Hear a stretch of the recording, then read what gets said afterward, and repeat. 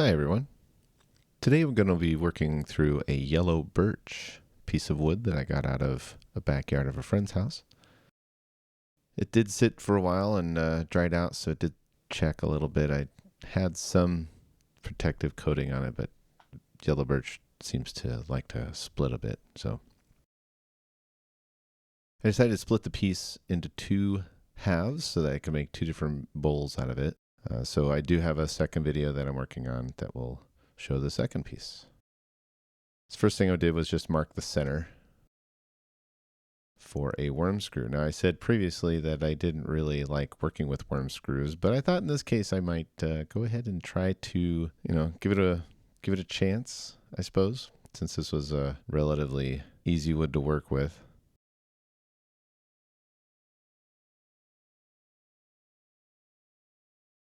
Get the worm screw all mounted into the chuck. It can be a little bit fussy if you don't have it in the right spot, so that's why I was struggling with it.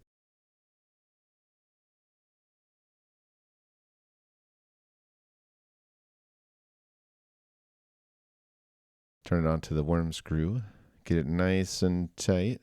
Luckily, I didn't have really too many issues with this one.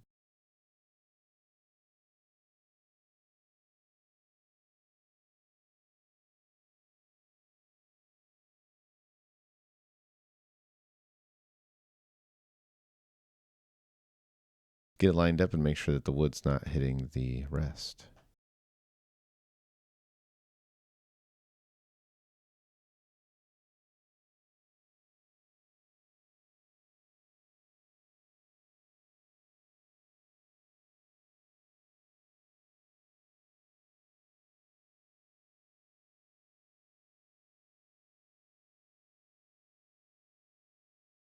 Now, I did start with the 5/8 inch bowl gouge, and I made some nice roughing cuts just to try to get it at least round.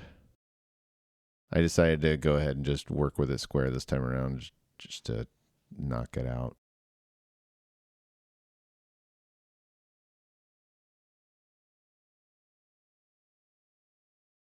Again, I have some links down below for all the tools that I've used in this particular video, so feel free to check them out.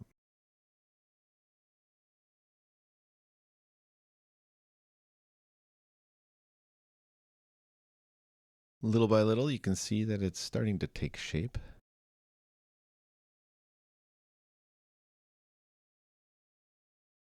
The design for this one was a yarn bowl. Fortunately, it came out pretty decent, although it is a bit on the small side.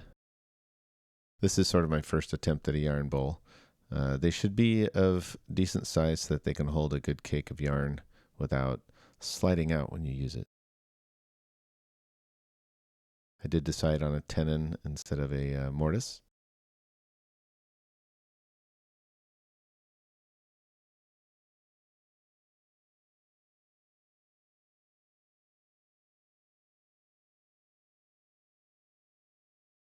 So here we go, turning it back around, getting rid of the worm screw so that I can turn the inside of the bowl as well.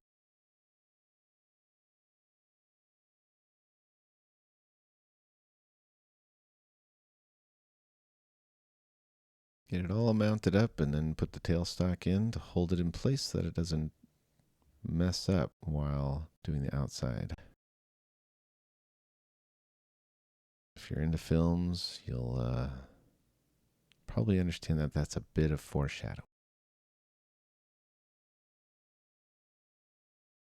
Refining the outside edge, getting it nice and clean.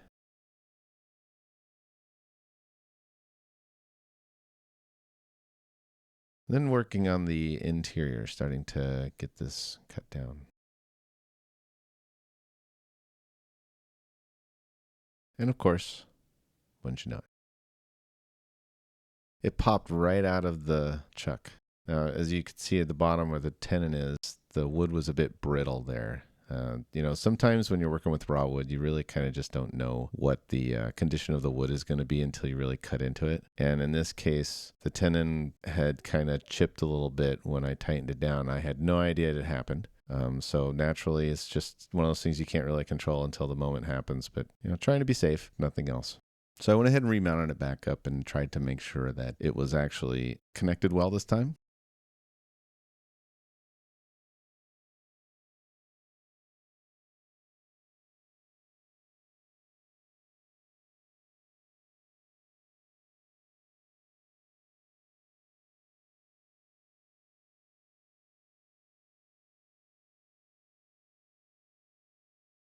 And wouldn't you know it,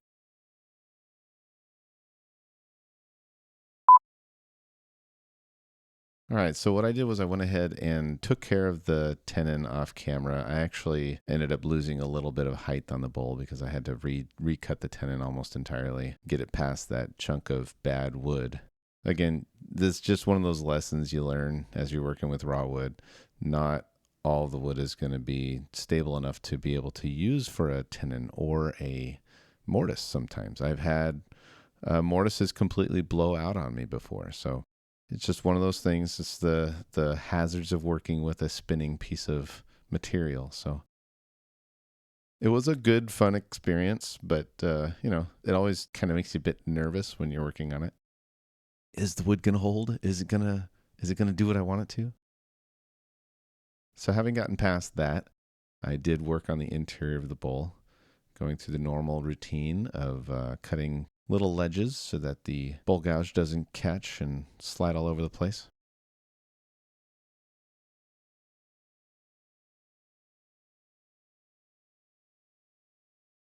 You can see some of the wood in the moments where I stop the piece from turning.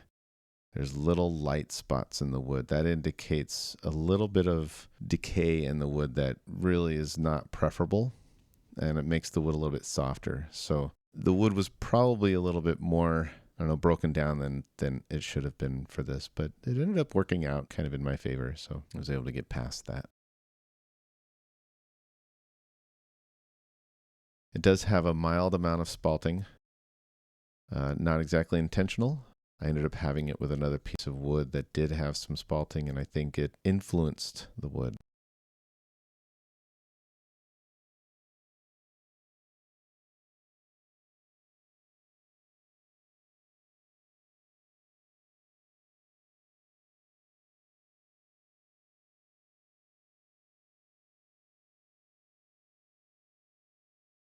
Checking the depth with my depth gauge, little handmade depth gauge there. Here I think I'm about to the right depth. I did try to keep it at a decent thickness on the base.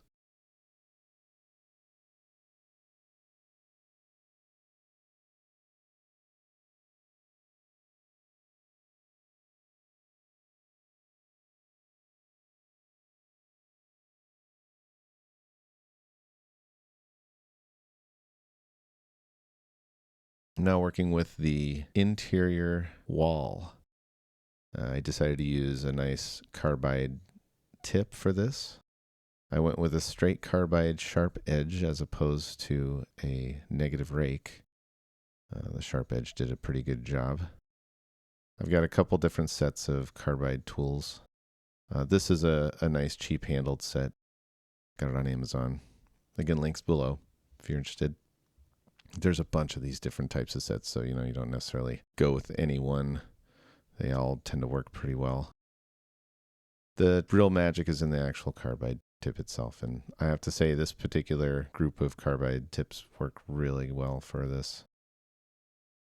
Cleaning up the outside edge of the bowl, getting it nice and clean.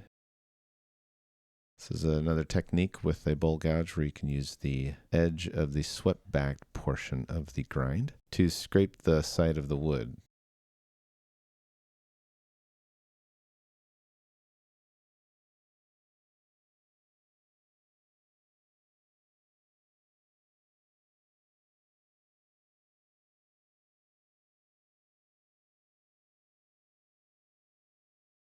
Now, I noticed in my technique that I'm a little on the low side, and I think one of the better ways to work with it, and here you see I do it, is where I kind of cock it up just a little bit so that the cutting edge is at a slight angle, and it does a much better job of cutting the wood, slicing the wood as opposed to kind of chipping it off. So when you have your edge against the surface of the material perpendicular to it, it chops more than it slices. So if you angle it, 20, 30 degrees, it can give a nice, much nicer finish, less tear out, etc., etc. Moving on to some sanding, I did go through some basic grits.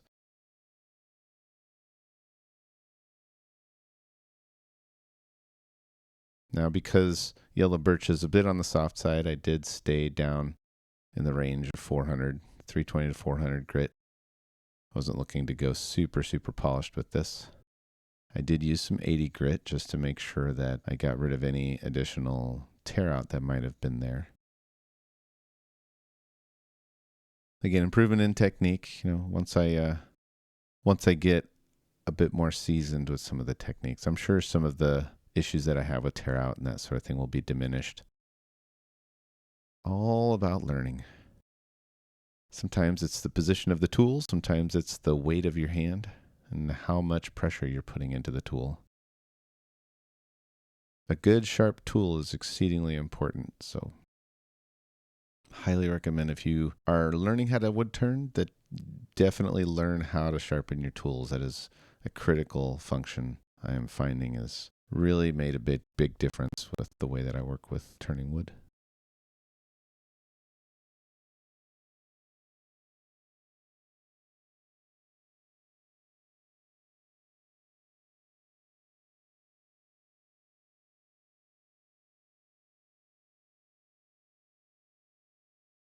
Wipe the outside, give it a good inside wipe as well with some alcohol. Again, I'm using a grain alcohol.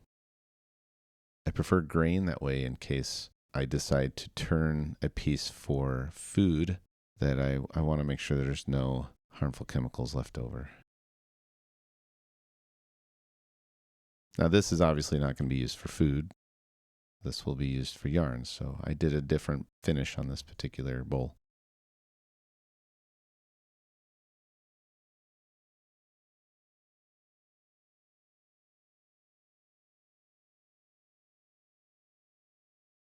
I started with a nice matte polyurethane. It actually kind of acted a little bit as a sanding sealer. I was able to go back over it with some nice glossy polyurethane. Worked out really, really well. Once the matte poly was soaked in and dried, the gloss polyurethane sat on the surface really, really well, and it gave it a nice clean polish. So I sort of fast forwarded through that a little bit, did most of that off camera.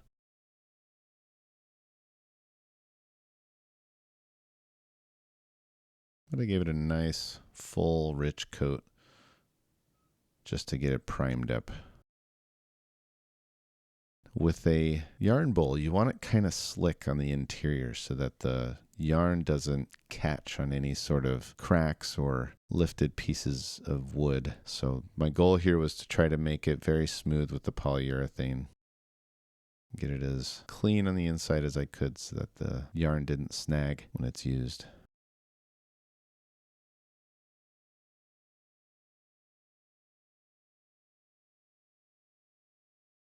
And the polyurethane really pulls out some of the grain in this wood very nicely. Lots of variation in color and shape. I gave it at least 4 coats of poly to give it a nice durable finish, as well as a nice slick interior. This is after the poly finish, the glossy poly finish. I decided to drill the 2 holes that were going to be used for feeding the yarn. Looking back on it, I probably should have drilled those earlier, but I wasn't really thinking about the process so much as just getting things done. I went ahead and drilled the holes and then finished up the holes with more polyurethane.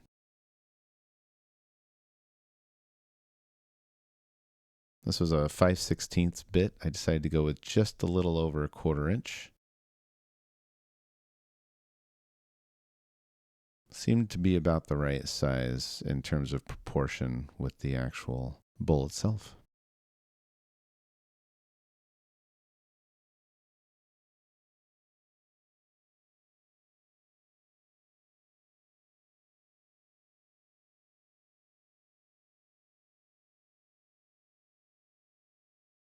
rounded up the edge on the outside.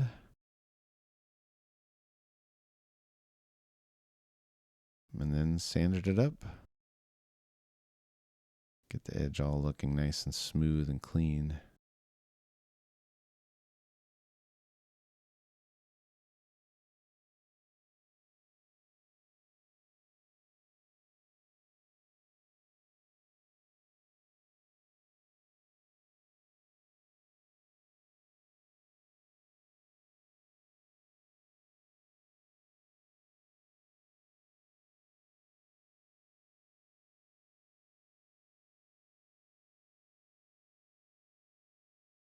And then some final coats of poly.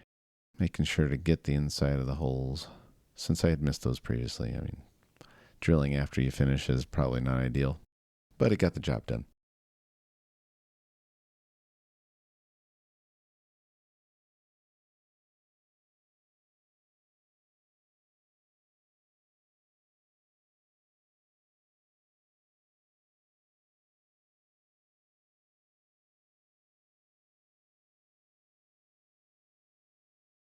I did get one little crack on the top edge of the bowl, but I thought that gave it a little bit of character. So I tried to place the holes in between sort of a rough spot in the exterior wall and the crack. And I think it looked pretty nice in terms of aesthetics. I always try to work with the look of a piece. Seems to work the best.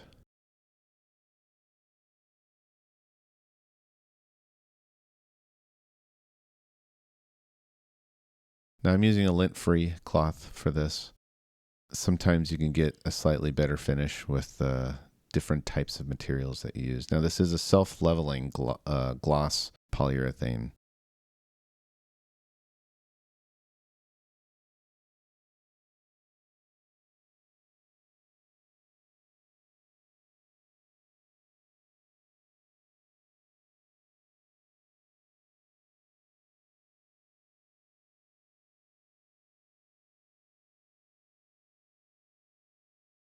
Once all the finishing was done, I flipped it around and put it into my mini coal jaw chuck set. Works pretty well for holding the piece so that you can finish up any last minute details.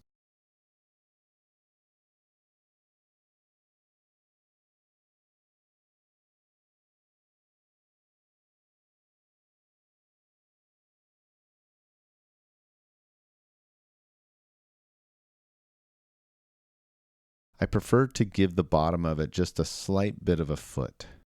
This keeps it from wobbling or moving around a little bit. Gives it a little bit of a flatter surface on the edges of the bowl where you want it to sit on the surface of the table.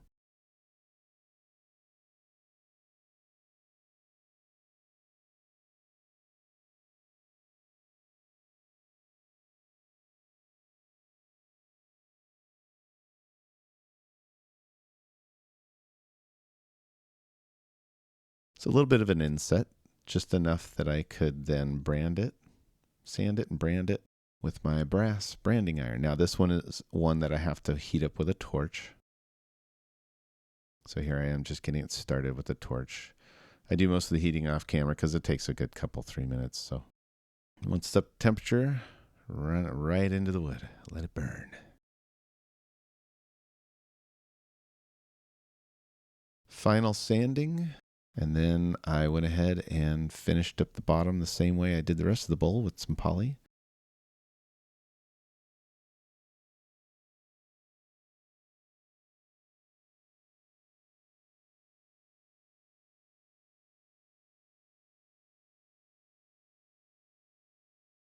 And there you have it. One mini yarn bowl. Not bad for maybe knitting some socks. So thank you for watching. Have a great day.